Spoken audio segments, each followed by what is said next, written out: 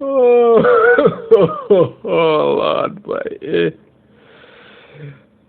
Not now they keep giving me things to talk about. I must say they really do. Okay, so Thor's hammer, Mjolnir, right? Apparently in the comics has just been revealed to be some sort of female lightning entity thing. I mean, it's a hammer, but this is 2022, so everyone and everything needs to be female in some form or another. I haven't read Thor comics in a very long time. I think it is just utter nonsense at this point, and it's things like this that make me wonder what kind of mental thought goes into the processes over at Marvel. Let me get into this one. So, apparently, this here is the hammer. You see, it's some sort of entity. It's female. Clearly, you see it have breasts and whatnot there. That's important now. So they have to push it that the hammer is some kind of female thing, some kind of pretty, some kind of force that. I mean, I don't understand why it couldn't just be a force. Why does it need to be female? It could have been just some sort of energy like entity. It didn't have to be male or female. It could just be an energy entity. But nope. Like I said, it's 2022. This is Marvel. It needs to be female. So Donny Cates, and this is from Bonged into Comics, and Marvel doubled down on retcon of Thor's Mjolnir, depicted as a female energy being. They do a rundown of how that happened, but I'm just gonna go through the main parts about it and just summarize it really quickly. Now, apparently, when they did this whole Jane Fonda as female Thor thing, that was an ungodly embarrassment. But it's something Marvel continues to do right now. Right now they're doing it with Doctor Strange, where Doctor Strange is dead and his ex-wife is taking over. They did it with Iron Man when they had Iron Heart. I think Marvel or Disney Plus is bringing out a series on that. Can't wait to see how that's going to shape up. Yeah, they turned Iron Man into a 16-year-old black girl. Yeah, that worked out. So anyway, apparently when Jane Fonda was female Thor, she would say that the hammer was speaking to her, that it was alive. Some force was talking to her. Apparently the force didn't tell her, stop embarrassing yourself and stop doing this, you're not Thor. So that embarrassment ran on for a while, but apparently the hammer was talking to her and saying that, some things. So what it turns out is that apparently Odin had fought some energy entity, some sort of storm thing, some mother of storms or something like that.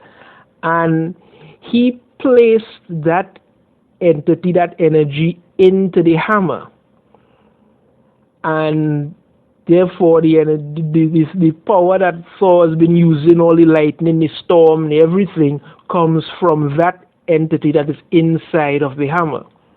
Now, Thor has been using this hammer for thousands of years. It never said a word, but apparently Jane Foster had it. It decided, hey, girlfriend, let's talk a little bit, and that happened.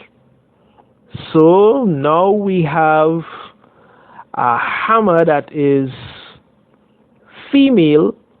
I don't know how the hell that works. It's a hammer, but the energy within it is female because that's what we need. I mean, it's like they're not even trying to be interesting anymore. And these are the things that responded to anything that shows why manga is beating the living hell out of comics. I mean, the big two, we have Marvel, we have DC, are literally getting bent over and spanked every month, every year by manga. Nobody gives a crap about this nonsense, but you need to make the Hammer female. Personally, I don't read Thor comics anymore. I think Thor comics have just been ridiculous for the past few years. It's not even I don't even care to see what's going on with it anymore. It's just foolish. But this is one of the things that's happening. It's not the only thing Marvel is doing. I mean, we have another thing going on. We have um, Kingpin and Luke Cage running for mayor in New York City. Yeah, because people don't want to see action; they want to see a mayoral debate. And Iron Man is backing Luke Cage because they don't even know what to do with Tony Stark anymore. Honestly, Tony Stark is just window dressing right now. They have no idea what to do with him, so they just ship him around to different places. But yeah, that's what we get. We get a female Hammer Mjölnir Thor thing. We have whatever the hell is going on with Luke Cage and Kingpin. And but you know, this is what's important because we have more important things to worry about. Even in DC, we have this thing with DC Comics writer Vita Ayala exposes her bigotry, says no cis dudes should apply for associate editor position at Marvel because basically you don't want any straight white men working at Marvel, even though you're making nonsense like Nubia and the Amazons, or you have transgender Amazons and all kind of rubbish and a bunch of other stuff that nobody cares about. And here is the advert for the associate editor. Job summary: Marvel Entertainment is seeking a pop culture expert to join Marvel Digital Media in the role of an associate editor responsible for the creation and curation of content on Marvel.com. The associate editor must be an expert in the Marvel universe with deep knowledge of Marvel characters across comic books, video games, and more, in addition to the larger universe of fandom. So that's what Marvel is looking for, and you have Vita Ayala saying, black and brown people, especially femme people, please apply. And a couple of days later, something saying like the fact that people are angry that I tweeted that black and brown people should apply and call it racism is funny and sad at the same time. I hope they figure themselves out sometime soon because they are only telling on themselves with that nonsense. And then turn around and saying also black and brown people, queer people, people that are not cis dudes and any combo of the above. If you are even a little curious about being an associate editor for Marvel, click through apply, you are needed. Yeah, because I mean, you don't want people who are going to write anything good, you just want people who are queer, who are not straight, who are binary this and gender that and all kind of nonsense, and you want to bring them in to just continue to make nonsense like a female Thor hammer thing, and that's what you're doing. And the fact of the matter is, I don't even get it because there's somebody who worked at Marvel, I think from what I found out, there's somebody who worked at Marvel who I think was an editor or something, and their only past job was being a cashier. So it's not even realistic, but this is what we're getting. This is what they're doing, and this is apparently more important than this.